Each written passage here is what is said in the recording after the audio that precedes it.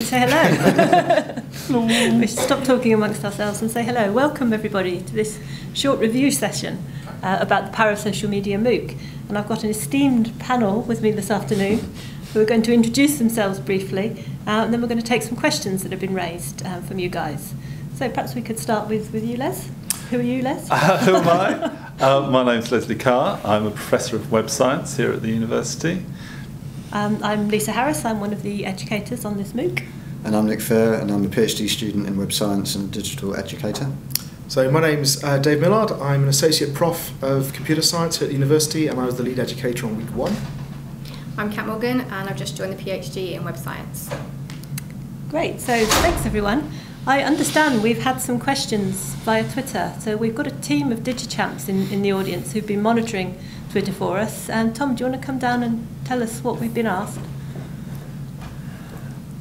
Okay, so we've had one question so far, and it's about an article in the New York Times, and the title of the article was quit social media, your career will depend on it. And I think, Les, you've had a chance to have a read over the article, and I've been asked to direct this question at you, so I hope it's not a stitch-up, and perhaps you can answer it for us. Yes, well, yes, that's right. That's quite a challenging question for a social media MOOC, I suppose. So I had a look through it, and there's some good advice in there. So the article's written by someone who's saying that if you're not careful, social media can take over your life, and if you're just always on there, always updating your status, or you feel like you've got to give out a blog post every half hour, they say then that will harm your career. Well, I'm quite impressed if you could put out a blog post every half hour. But I think in some ways what he says is true, but it's kind of a false. It's a straw man kind of thing. It's like saying you shouldn't spend all your time on email. You should do some real work. It's imagining that email is a thing that's separate from your work, whereas in fact most of my work is communicated to me through email, and it's like saying you shouldn't type. Because you shouldn't be typing, you should be doing it. So social media is a medium through which you manage to achieve things, and like all things, you should manage that correctly. But the being able to communicate is a key aspect. Being able to, so for researchers and for PhD students, one of the key things that as a professional skill is being able to present yourself, and social media is really important for that. So agreed. I would say be responsible, manage it wisely, and use social media to make your career as best you can. Thanks, Les. Nick, I think you were saying you agreed with that. You're absolutely very interested agree, in social media and education. So. Well, that's right. So everything you were saying there, Liz, I completely agree with. The title ought to be perhaps rewritten to say, quit inappropriate use of social media. Yeah. Your career will benefit from it. So like you were suggesting, there is some reasonable advice in there, if you like, from that inappropriacy perspective. The key thing is about using it appropriately. So from the learning perspective, and bearing in mind that a lot of what we do at work correlates to learning, it's obviously a slightly different context, but it's a similar thing. Where you find information, what you do with information, and then how you present yourself and that information is crucial in the way that we work and in the way that we learn. And social media provides us with benefits in all of those different areas. We can find information that we might otherwise not have done. We can do things with information potentially, and we can certainly present ourselves and that information in a way that can be very beneficial to the way we work and the way we learn. I don't know if others would agree with me on that. Yeah, so I think a number of times during the MOOC we talked about digital literacy, and literacy as being an important thing. And I think it's not only about sort of avoiding inappropriate use of social media, but actually learning about how to use it more effectively, and how to learn it to take advantage of the network, and kind of get some of those effects. And it's not it doesn't appear to be something that comes naturally to everybody, and I think we make assumptions that it does come naturally to perhaps to younger people, for example, where in actual fact there is still a need to educate people and to help people to learn how to use social media, take advantage of what it has over other types of things, like email, for example. So it's not just avoiding the bad things, but also kind of emphasising and deepening our use of the good things as well. Yeah, I mean, that seems a really logical position to me, because if you, as with most things in life, there can be good parts to it and bad parts to it. Yeah. If you throw out all the good parts for fear of the bad parts, you're therefore losing all the good. So the sensible way is to try and how do you maximise the good and minimise the bad, knowing that you're not actually going to get a perfect world of where social media is all good or social media is all bad. Yeah, absolutely. And that takes learning, takes skill, takes training, as well as having some natural affinity for it as well, I suppose. I think it's definitely something you learn as you go along as well. Like, the more you use social media, the more that you learn, you know, how to talk to people appropriately, how things go viral, and you know, you pick up how to talk to people appropriately and how to best to use it to benefit you. I think the person who wrote that article as well, it was clear from the context, they had other means of networking. There were other networks they were using. They weren't using social network technology, but they were using professional networks and other means of getting their name out and publishing their ideas. Okay, great. Thanks, everyone. Let's move on to another question that we had raised on the platform earlier, which I think, Kat, you might be interested in contributing to. This was about the role of social media in activism, and I think this ties in quite well with your research. My interest, definitely.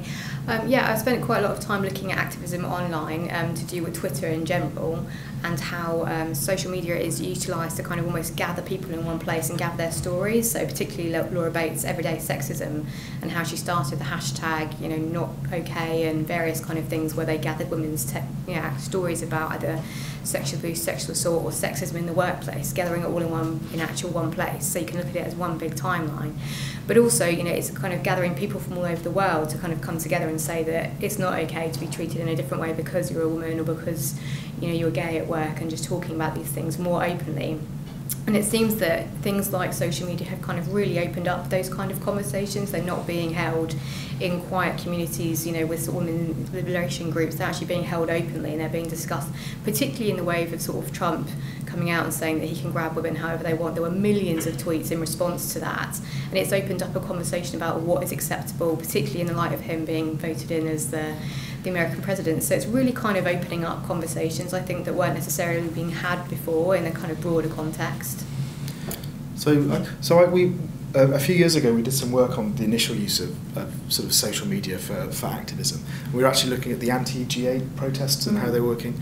And one of the things that we found that was quite surprising was that that actually some of these groups did miss some of the hierarchical structure that they're pre-social media. So, you know, when they were doing it through a website that they were managing, and they were saying it's difficult, it becomes quite amorphous and so on. So I don't know whether you have a sense of whether people are finding strategies to manage that, or whether it's just a case that social media is very good for certain aspects of activism and more difficult for others. Yeah, I think there are definitely kind of things. I mean, there's always like a sort of worry about emotional contagion as well, like going that women are just talking about one thread of something that's more related to violence and not necessarily opening up the conversation outside of that. But yeah, I think it's good for one kind of stream of thought and one kind of conversation, and it's, even though it's opening up our eyes to kind of a bigger context, it's not necessarily dealing with it and bringing those kind of strategies forward.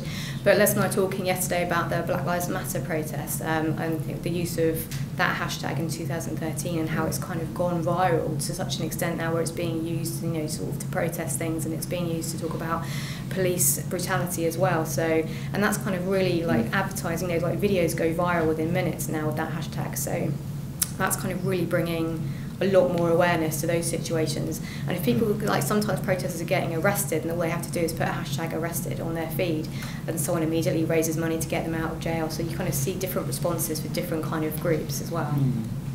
Have you, just out of interest, have you come across any negative impacts on the activist scene through the use of social media, perhaps through monitoring or surveillance?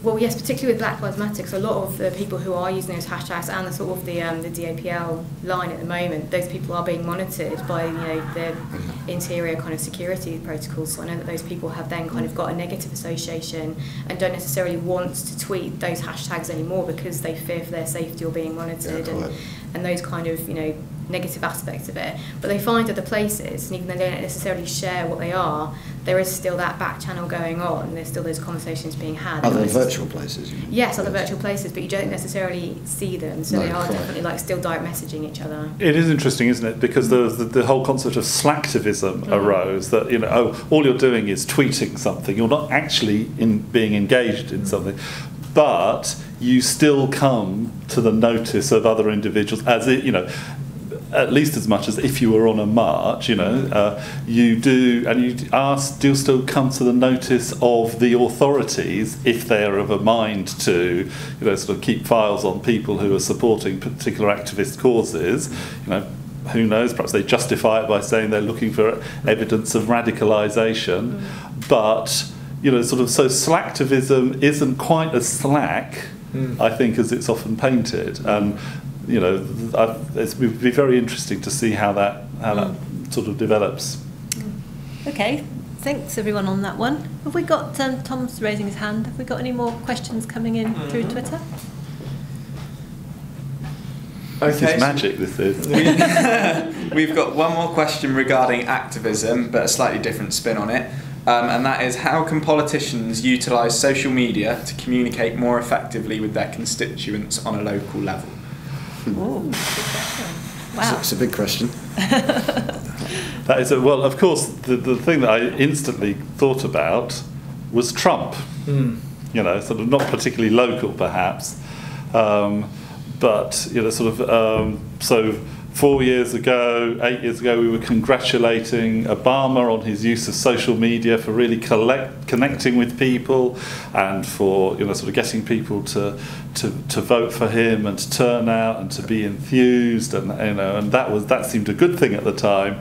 Now, you know, sort of someone who has arguably even greater powers of persuasion on Twitter, and all of a sudden it doesn't seem to be such a good idea anymore. And this whole thing, you know, what are you communicating, and how are you doing it? Looking at you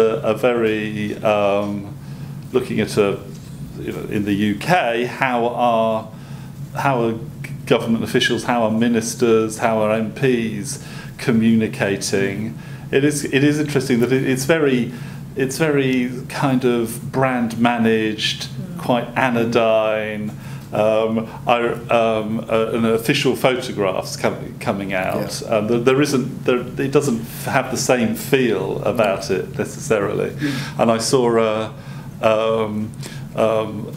someone had started this campaign. They said they started this campaign for an MP to have more things to point at, and they just showed in the Twitter feed all these pictures of him at official engagements pointing at things and posing for the camera. And I'm aware of the, you know, sort of sometimes when it doesn't work. Perhaps. So I think it's quite challenging. So the question was about particularly about sort of communicating with constituents or the people you represent, and that's quite challenging, because it's very difficult on a global network to differentiate between those individuals and those opinions you're seeing, which are coming from those you represent, the region that you represent, and those which are coming from externally.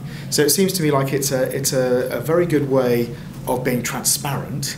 And I think the politicians who do it most successfully are the ones that avoid those kind of official, formal pictures. And actually, it's a genuine attempt at transparency and a genuine attempt to show this is what I'm spending my time doing. This is where these are the causes I'm working with. And that seems to work quite well as a way of kind of communicating out. But then in the interaction, I think, well, it's fine to have that interaction. You have to be mindful that you are talking with a more global audience than just your constituents. So again, it comes back to understanding who are the audience and who are the people you're engaging with, and it's about that digital literacy and that use of the network again. Yeah, I mean, I completely agree with that. I came across recently a story that for many politicians who receive contact from constituents or members of the public by email, they will deliberately respond by letter, knowing that people don't reply to letters. So your point about the attitude of the MP, I think, is just as important as the technical affordances of the social media platform, if you like. So that it's both sides. You've got the external difficulties, as you say, of things like anonymity and not knowing exactly who it is that's contacting you, about trying to be authentic in how you present yourself publicly. But you've also got the fact that you have to also mentally see this as a way of, if you like, improving communication between politics and the people, not as something to be afraid of or as a route for people to attack you or question you. Psychologically, there needs to be the digital literacy's understanding amongst the politicians as much as amongst the public. I do think there's a swings and roundabouts. I mean, if people didn't send lots of abusive things to their MPs might be psychologically more inclined to be more out there. So there's a bit of a chicken and egg here. If people were somewhat more respectful and treated that communication as if it were face to face, responsibly, then I think you could then have a very, very healthy communication between politics and the public via social media.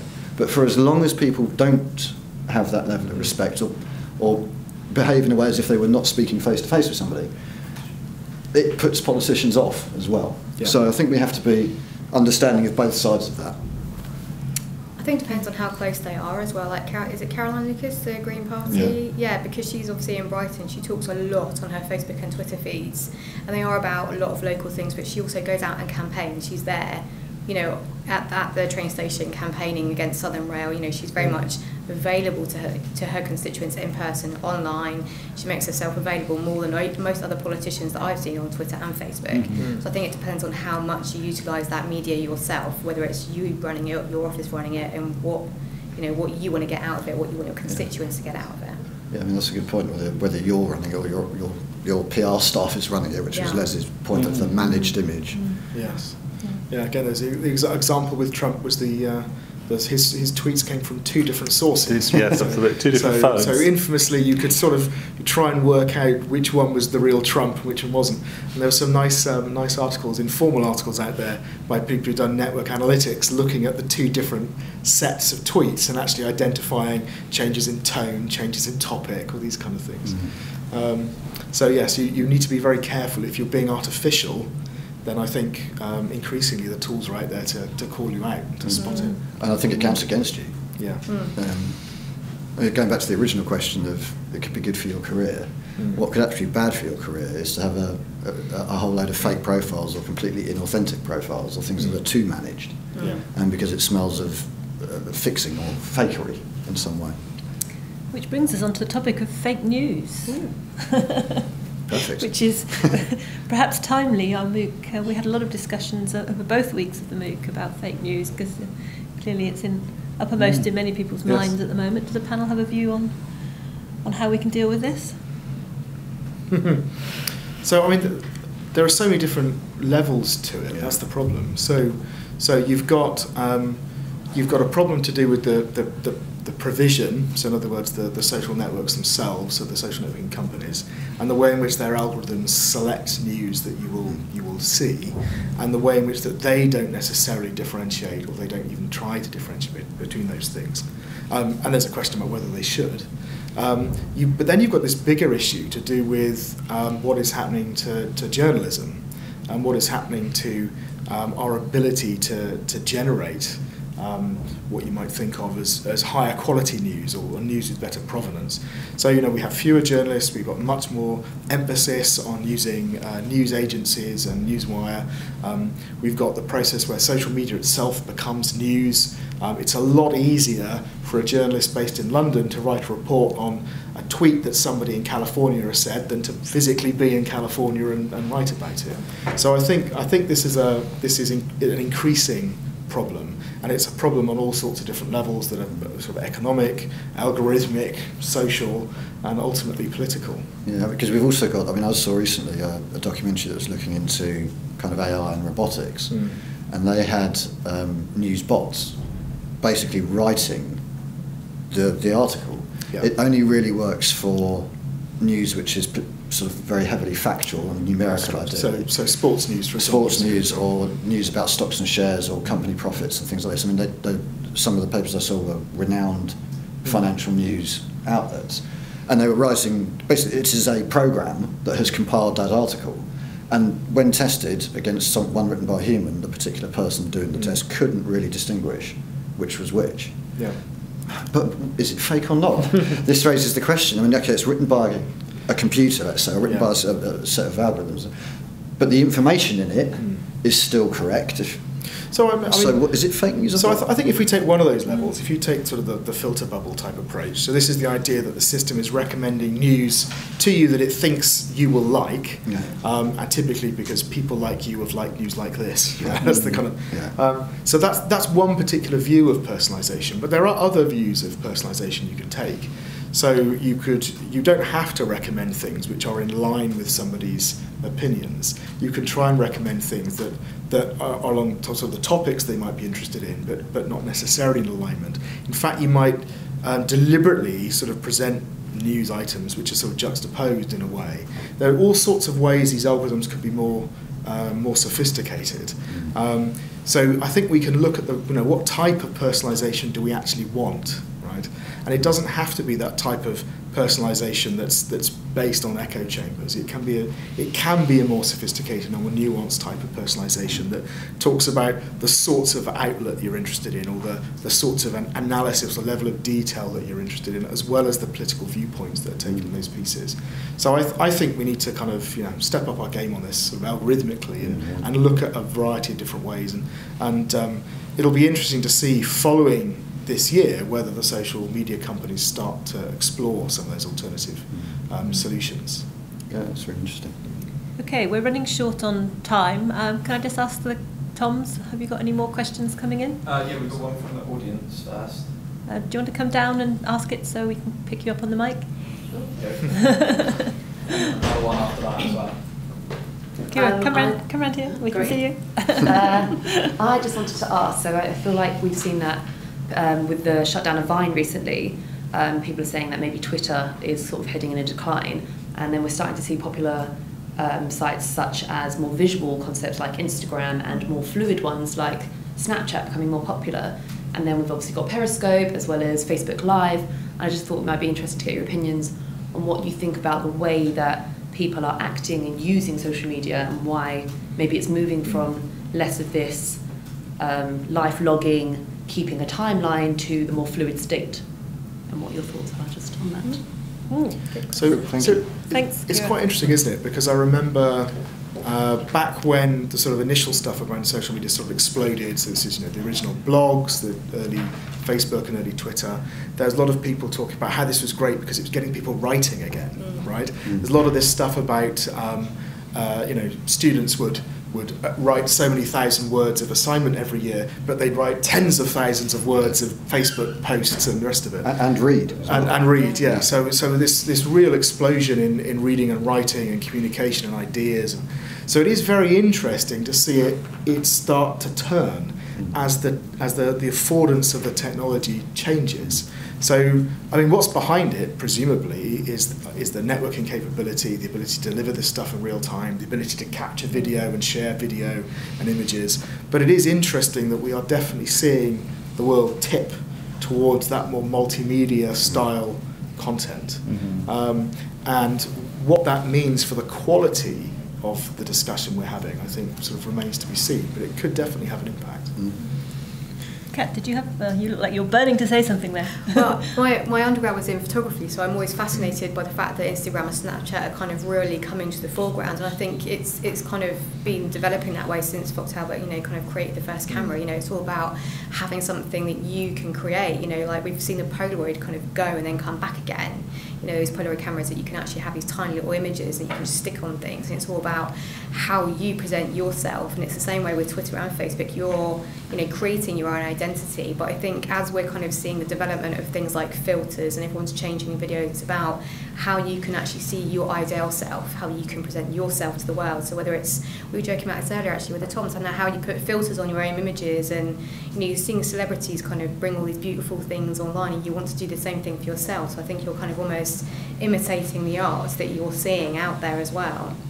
And it's about how you're presenting yourself and whether that's easier because of that sort of decline of literacy to do visually, or whether it's because it's more commodifiably available.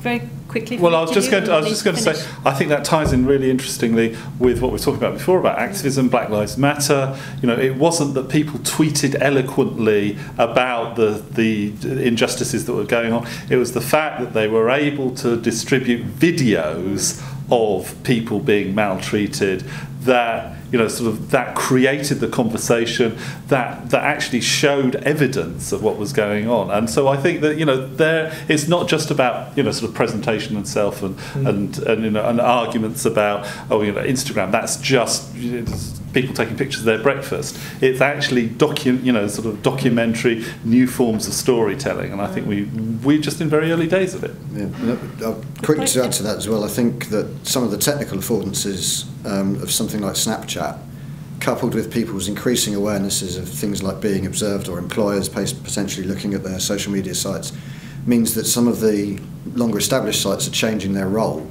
So that I think things like Facebook and Twitter are moving away from being a place to socialise to being a place where you gather news or present yourself in a more formalised way. Something like Snapchat, where your image lasts only for as long as you want it to, it can disappear straight away. Although obviously there are servers and things behind the scenes, but from the person viewing, you can see if the person's viewing it. You can limit to a small number of people. I think that type of app or service can fulfil that need for people to socialise and put up those embarrassing pictures and all that sort of stuff without having to worry about the consequences. So I think that that there are technical aspects to some of the new platforms which are causing the roles of the older platforms to have to change a little bit. Okay, on that note, I think we should wrap up. I hope you've enjoyed this short discussion, and I hope we've also shown you, with the help of the question butlers who are still tapping away furiously, tweeting on their laptops. I hope we've also shown you that you can contribute remotely to a discussion like this, as well as actually be in the room, because it's not always possible for everyone to be in the same place at the same time. And don't forget that you can use the hashtag for this event, Realtime Sutton. If you want to add any thoughts, we'll pull them all together, stick them up in a blog post or a Storify, so you can see a collection of thoughts about the topics we've covered. And we also hope you've enjoyed the course. Yeah, absolutely. It's gone very quickly the last 2 weeks, and thanks for all your contributions. And I think we should say cheerio. Great. Yeah, thank you. Thank you. Thank you. Okay.